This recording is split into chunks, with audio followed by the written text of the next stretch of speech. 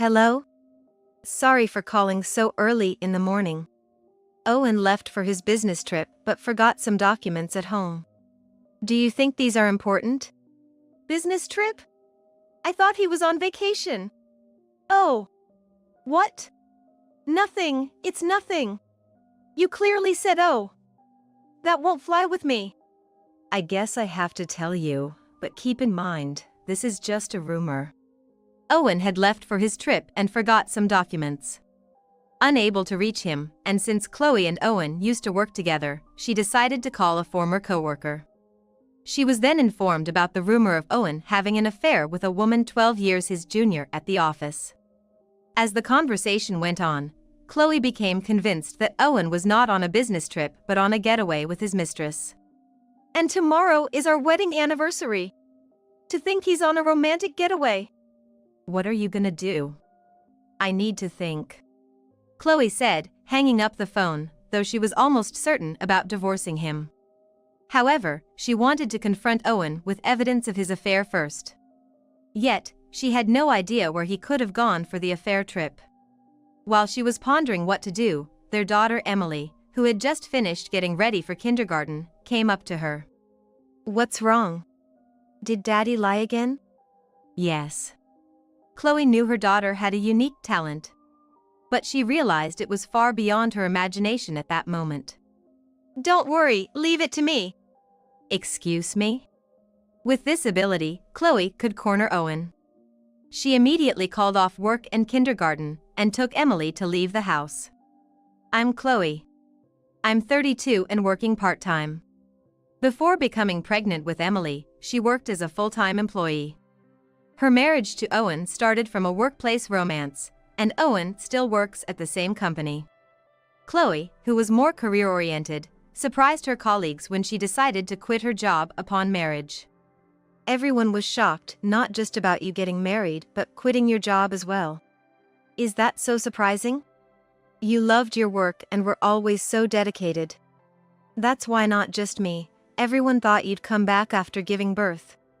True, I love my work and wanted to continue, but parenting is tougher than I imagined.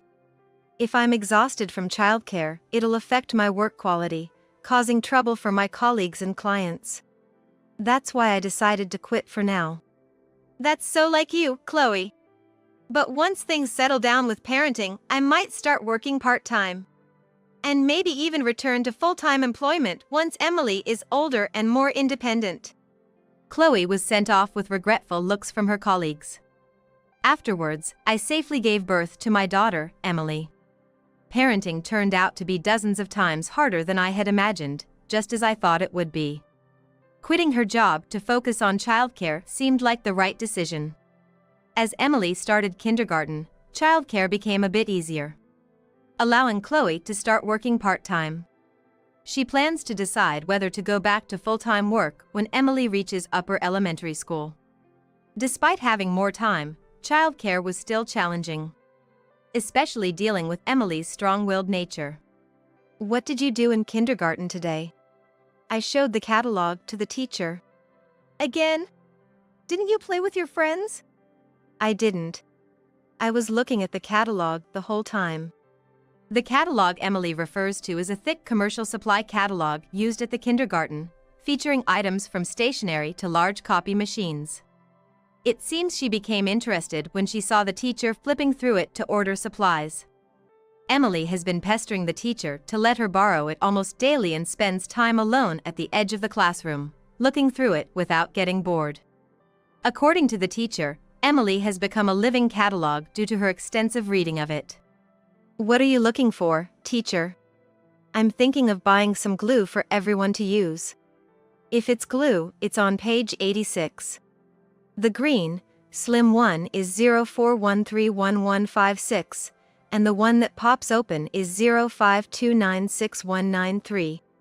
Emily not only remembered the page where the glue was listed but also the product codes. It's probably because these are items frequently used in the kindergarten. However, I wonder what joy she finds in remembering such things. As a mother, I always feel puzzled that my daughter would rather have a commercial catalog than picture books or coloring books. Emily's unique interests have made it challenging for her to fit in with other kids at kindergarten, often leading to clashes with friends.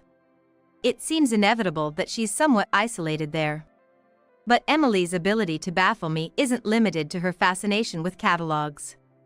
Obviously, she can't bring home the kindergarten catalog. So she often reads her father's comics.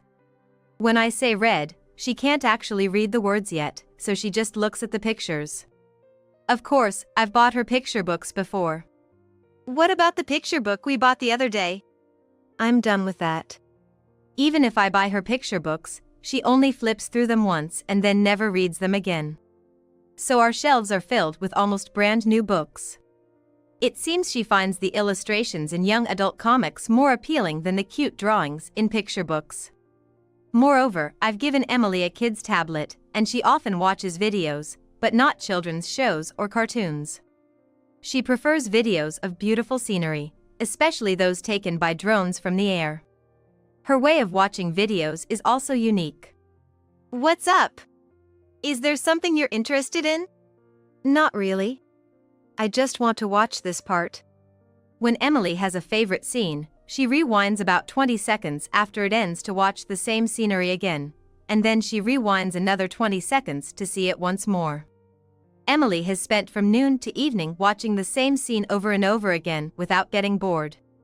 What's so interesting about watching the same scene over and over? I couldn't understand my daughter's feelings and felt anxious about whether I could really continue to be a good mother. My husband also shares my concerns, though his are slightly different.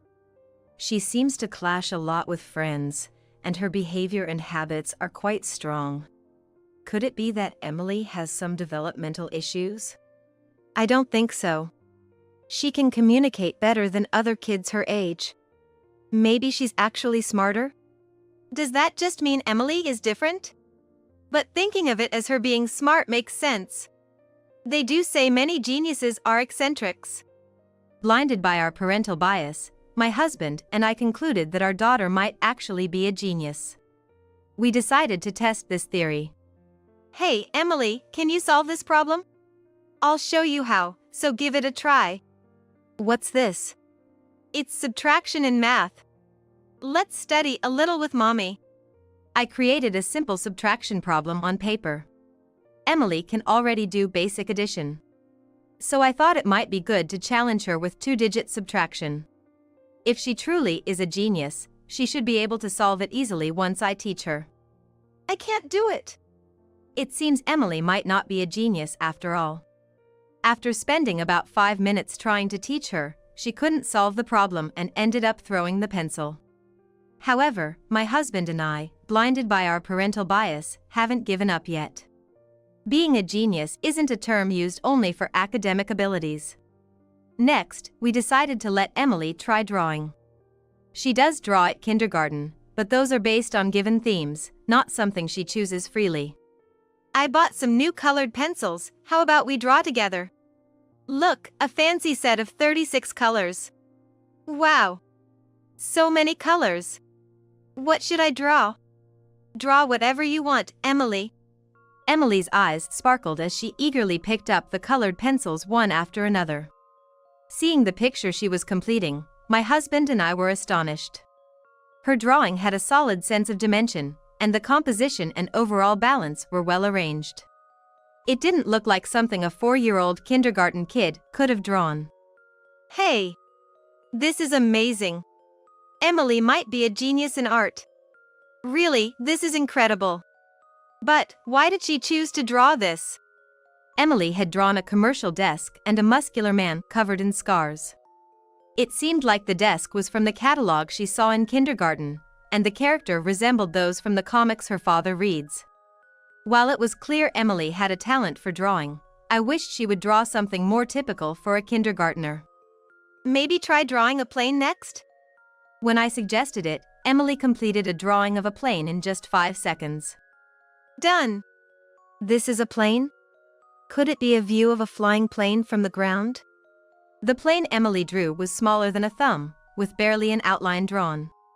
Come to think of it, the drawings Emily brings back from kindergarten always look like this. Compared to the desk and character she drew earlier, this was surprisingly simple and intriguing. My husband and I had a new thought about Emily. Could it be that she's drawing exactly what she sees? That's why the drawings from kindergarten themes are like this plain, but when asked to draw something she likes, she can create such detailed pictures. Doesn't that mean she has a high observational skill? We thought she was just looking at the catalog and videos without getting bored, but she was actually observing them closely. I see. Watching the same scene in videos might also be her way of observing how perspectives change the appearance of objects. We concluded that Emily possesses an extraordinary observational skill, which she can translate into her drawing talent. Once my husband realized Emily had an artistic talent, he jumped to a rather premature conversation. Looks like it's art school for her future. Doesn't art school cost more than a regular college? I guess I better work hard from now on to save up for Emily's tuition. Talking about college already? Emily's just in kindergarten. While I laughed off my husband's words, deep down, I wasn't entirely opposed to the idea. Besides, even if Emily decides against art school, my husband working harder is a good thing. Emily has a talent for drawing, and my husband is motivated to work hard for the family. I smiled, imagining a bright future. However, from this point on, we started moving towards a darker future. A year after discovering Emily's talent for drawing, my husband indeed worked harder, earning a higher reputation at work. Emily, now 5, has become more thoughtful and capable of making her own decisions. As she became capable of understanding various things, Emily started to realize that she was different from others. Realizing she's different, she decided not to force herself to fit in with other kids, accepting her unique self without distress. Instead, she seemed to get along better with others by accepting her own personality. What did you do in kindergarten today? Drawing. Again? You always draw alone, huh? Drawing is fun. Even when friends come over, I tell them not to talk to me. It might sound like she's pushing others away, but according to her teacher, that's not the case. Emily started bringing the 36 colored pencils I bought her to kindergarten, stopped looking at catalogs, and began drawing instead. Her skill attracted many friends. However, unable to concentrate with them talking, she consulted her teacher. The teacher then established a rule: watching Emily draw is fine, but don't talk to her while she's drawing. Now, lots of friends gather to watch her draw. Being good at drawing can make you somewhat of a hero in kindergarten. Emily became a hero in kindergarten and started playing with friends when she wasn't drawing. Knowing her talent also helped me understand her better, easing my parenting anxieties. But now, I'm faced with new worries. I'm going out for a bit. Again? Working or studying outside? Why not do it at home? If I'm home, Emily gets annoyed, and she can't concentrate on her drawings, right?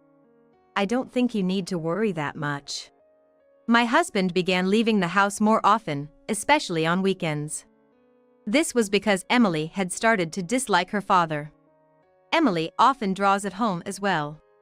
Worried that staying home and disrupting her concentration on drawing might make Emily dislike him even more, my husband tried his best not to upset her. He also made sure not to forget to cheer her up when he came home. I'm home. Look, I brought cream puffs.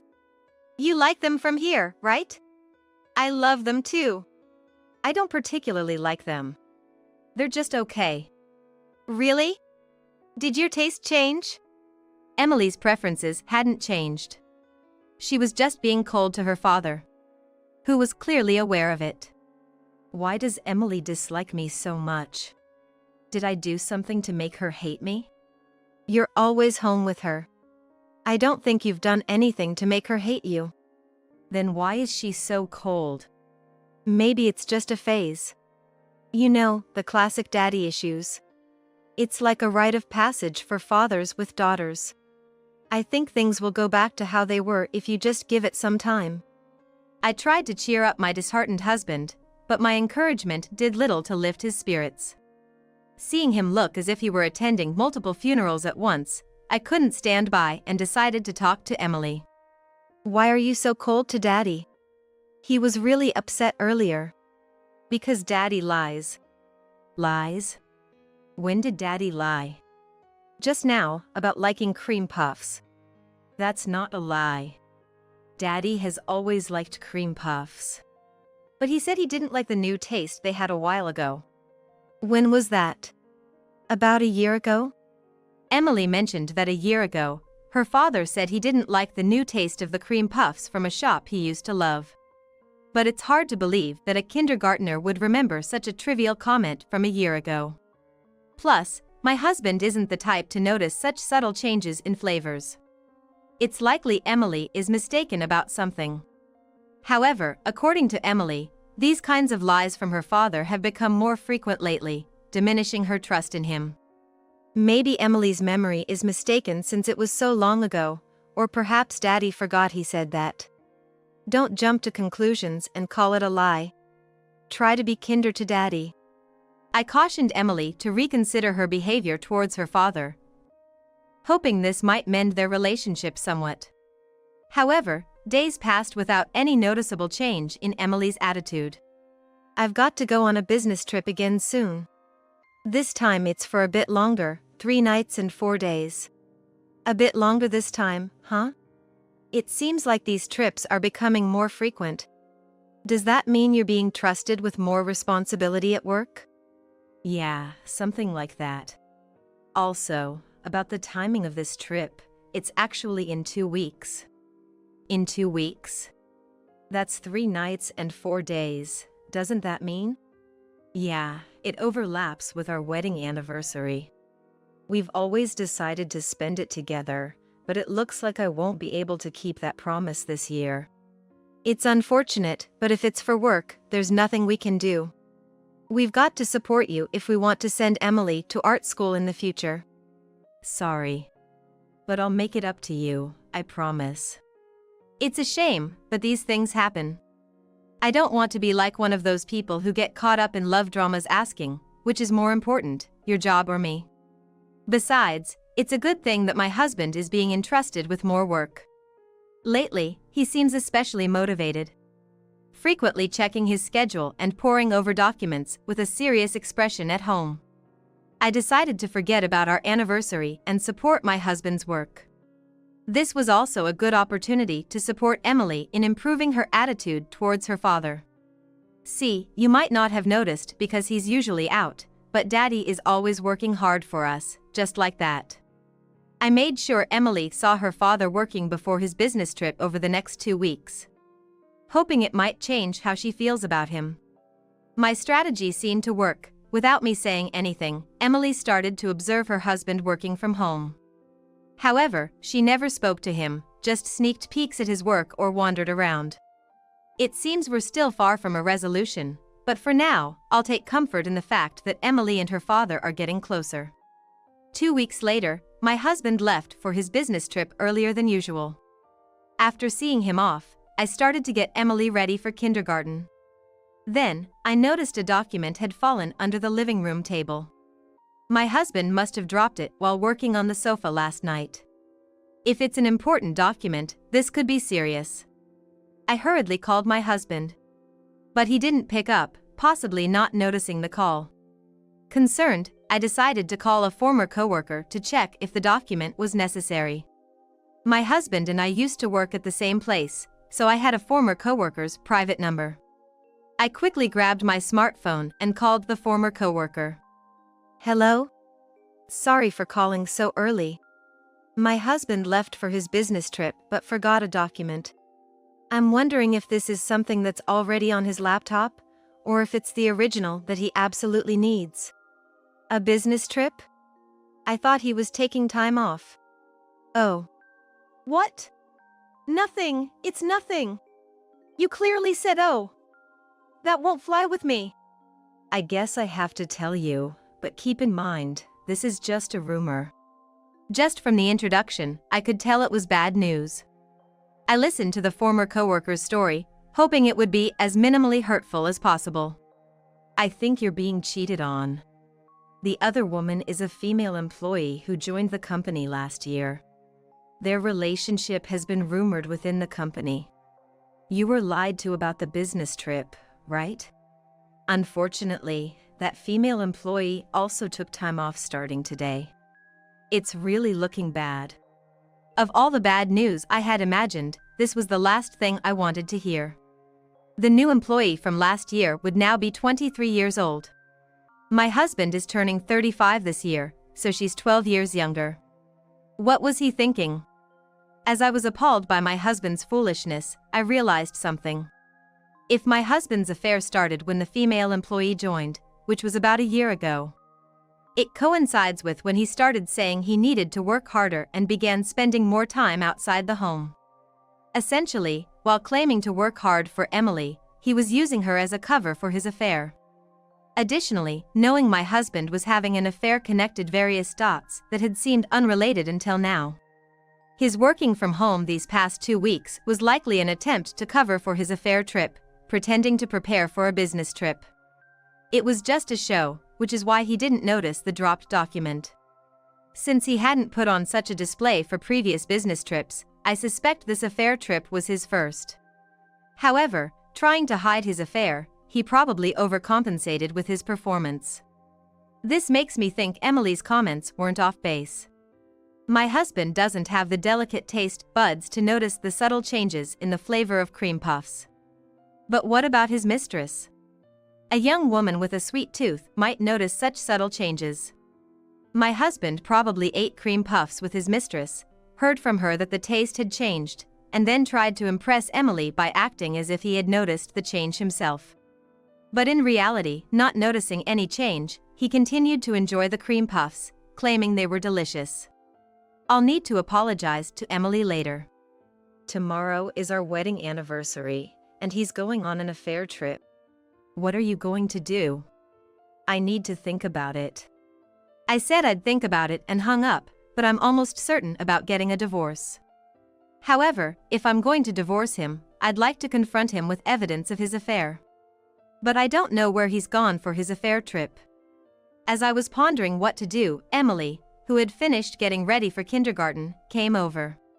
What's wrong? Did Daddy lie again? Yes. I'm sorry for not believing what you said the other day. The other day? About the cream puffs.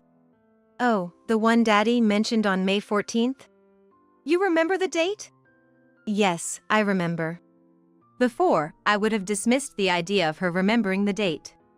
However, given the possibility that the affair and the cream puff story might be true, I decided to check. You remember I bought you a set of 36 colored pencils, right? And after a while, you lost the blue one, so I bought you just the blue one, right? Do you remember when that was? I told you I lost it on April 21st, and I got the new one on April 26th.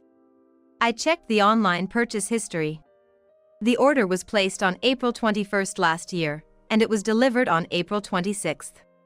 Emily's memory was spot on. I thought Emily had a talent for drawing because of her observational skills, but it seems that's not the case. It appears Emily has an exceptional memory. She only reads a book once because she remembers the content, making it unnecessary to read it again. Perhaps picture books weren't satisfying due to their lack of information. Which is why she preferred catalogs and manga with lots of pictures. Her good drawing skills and observational ability might just be a bonus to her exceptional memory. It seems I still didn't fully understand my daughter. Moreover, Emily is not just someone with a good memory. She also has a mysterious power. With this power, I could corner my husband. I immediately called off work and kindergarten and took Emily to leave the house. First, I went to my parents' house, explained the situation, and left Emily with my mother. Since Emily has an exceptionally high memory, I couldn't risk exposing her to a traumatic scene like catching an affair in action. It would be terrible if such a scene were to be vividly imprinted in her memory. After leaving Emily with someone, I called the inn where my husband was staying and made a reservation to stay there. It was a weekday, so I was able to book a room. It might have been risky if it was the weekend. Upon arriving at the inn, I moved stealthily to my room. My husband still didn't know I was aware of his affair. I planned to use this advantage. After spending the night at the inn, I checked out. I could have waited for my husband to come out, but since I took the day off, I decided to enjoy a bit of the trip myself. I was already in a winning position, so there was no need to rush things. I went to the hot spring town to buy souvenirs for my parents and Emily. After shopping, I decided to have an early lunch.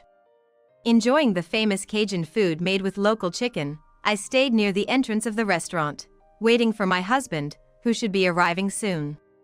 After about 10 minutes of browsing my phone, a familiar face showed up. You're right on time. The Cajun dish here was delicious.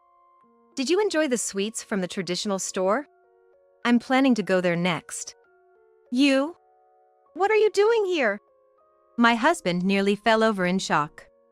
Behind him was a young woman. Presumably his mistress. Realizing who I was from my husband's reaction, she looked down awkwardly, trying not to show her face. What am I doing? That should be my line. Today is our wedding anniversary, and yet, you're here with your mistress. What's that about? Affair? No. This is a business trip. It's just that there's no work today, in the middle of this 3-night, 4-day trip. I'm going back to the hotel in town this evening, and then it's back to work tomorrow. That can't be true, can it? You're here to eat Cajun, then you're going to visit a nearby garden, right? Tonight, you'll have dinner at the inn, and tomorrow morning, you'll go to a famous breakfast spot for their egg benedict, then visit a famous waterfall, right? After the waterfall, it's off to a popular cafe for pudding, and what was after that? Since I don't have a memory as good as Emily's, I pulled out my notes. The notes also had the following plans written down, so I began reading them off like a business report. What's that note? My husband must have thought the truth behind how I knew his schedule was in the notes. He snatched the notes from me. What's this? It's our entire travel schedule, even with times planned. What does this mean? It's exactly what's in my schedule book. How? I kept my schedule book separate for work, and I made sure you could never find it. Emily saw it, and she remembered everything. That's how I knew where you were staying. You might have been cautious around me, but you didn't guard against Emily because you thought she was just a kid, right? Remember? That's impossible. Even if she saw something, it was just a glimpse from a distance. At most, it was only a few seconds. It's impossible to remember store names and times so accurately, right? It seems she can do just that. We thought Emily had a high observational skill, but actually, she has an abnormal memory. Moreover, it seems she can instantly memorize anything she sees as if taking a photo in her head. It's called eidetic or photographic memory. So, she was able to remember your affair schedule just by seeing it for a few seconds. Is there really someone who can do that? I thought the same as my husband at first. Instantly memorizing something and retaining it forever. I thought such abilities only existed in the world of manga or were merely urban legends if they existed at all. However, having witnessed my daughter's abilities, I was shocked to realize they are real. The order date for the colored pencils and the day they arrived were spot on. Emily really remembers everything. Hey, do you remember what was written in Daddy's schedule book? You were wandering around Daddy, watching him work at home, right? Yes. Mommy told me to watch Daddy, so I remember. Just wait a second. Emily looked into the air for a few seconds in silence. I almost gave up, thinking she couldn't possibly remember my husband's schedule. It's impossible, right? You couldn't have remembered everything so conveniently. It's okay, leave it to me. Ah, I found it. Really? I can't read the words, so I'll write it down. I handed Emily a piece of paper and a pen, and she began to write down my husband's schedule fluidly. That was the note my husband had snatched from me earlier. Emily is still 5 years old and doesn't know kanji. However, it seems she memorized the moment she saw my husband's schedule book as if she had taken a photograph of the scene. Therefore, even though she can't read kanji, she was able to imitate the shapes in scenery as if drawing. It's as if there's a huge bookshelf in Emily's head, filled with many albums. And she can pull out the necessary photos from those albums to remember a lot of things. It's a mysterious ability I can't understand as an ordinary person. With Emily's strange ability, I managed to preemptively confront the affair scene, something that would normally be impossible. My husband claiming this isn't an affair, with his schedule exposed, is far too desperate. He seems to understand that too and has changed his approach to fighting this battle. It's just a note, right? Not the actual schedule book. It would be outrageous to be accused of having an affair over this. And as I said before, we're only here using the free time during a business trip. We're not having an affair. It seems my husband was planning to play ignorant and escape accountability, as there was no definitive evidence of his affair. However, I was fully aware of their affair trip schedule. There was no way I hadn't prepared for such a textbook escape attempt once the affair was discovered. You can't talk your way out of this. I had captured them entering and leaving the same room together on my smartphone. Knowing their schedule, I had a good idea of when they would return to the inn. I also knew they would leave their room for the inn's breakfast buffet this morning. Catching them off guard, as my husband didn't expect me to be there, made it easy to obtain evidence of the affair. Thought you could get away without concrete evidence? Unfortunately for you, I filmed you two traveling together and staying in the same room. This will be recognized as evidence of an affair. You stayed at the inn. Confronted with irrefutable evidence of his affair, my husband seemed to resign himself. He stopped making excuses and fell silent. Since I appeared, the mistress has been nervously fidgeting and hasn't said a word. It's only natural, a young woman of 23 couldn't possibly handle a situation like this. And the husband she might have relied on is in this sorry state. I'll do a bit of sightseeing before heading home, but you don't need to come back. Let's discuss the divorce after your affair trip is over. I left my husband and his mistress behind and decided to visit a traditional sweet shop for the famous sweets. Following that, the divorce was smoothly finalized, given the evidence of the affair. Naturally, I took custody of Emily. Alimony and child support were settled. I had thought my ex-husband would end up with his mistress, but that didn't happen. Instead, word of their affair spread quickly at their workplace. I had only told a former coworker about the affair and made them promise not to tell anyone.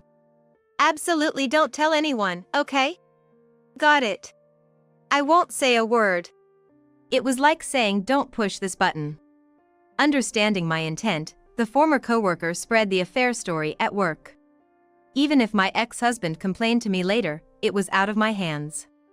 I had strictly told them not to say anything, so any complaints should be directed at the coworker. However, doing that would only spread another story about being pressured for spreading the affair story. My ex-husband and his mistress were left to face the cold stares at work silently. But there's no way a young person of 23 could have the mental fortitude to endure cold stares at work. Moreover, she was also sued for compensation by me. Apparently, the mistress blew up, blaming my ex-husband for their disastrous situation, and ended up leaving him and quitting the company. With the mistress leaving the company, an atmosphere of "aren't you going to quit too?" lingered around my ex-husband at work. Unable to withstand the atmosphere at work, my ex-husband eventually quit his job. I had informed my in-laws about the details of our divorce, and as a result, my ex-husband was cut off from them. Abandoned by his mistress as well, my ex-husband was left completely alone. However, he's still only 35 years old and quite young. There's plenty of time for him to rebuild his life. I hope he reflects on this experience and chooses to live more sincerely from now on. I've decided to return to my parents' house with Emily. She's about to start elementary school, which should give me a bit more freedom to care for her. My parents are willing to help look after her. Therefore, I plan to re-enter the workforce a bit sooner than expected. I enjoy working, so the earlier start is welcome. From now on, I'll do my best for Emily's sake.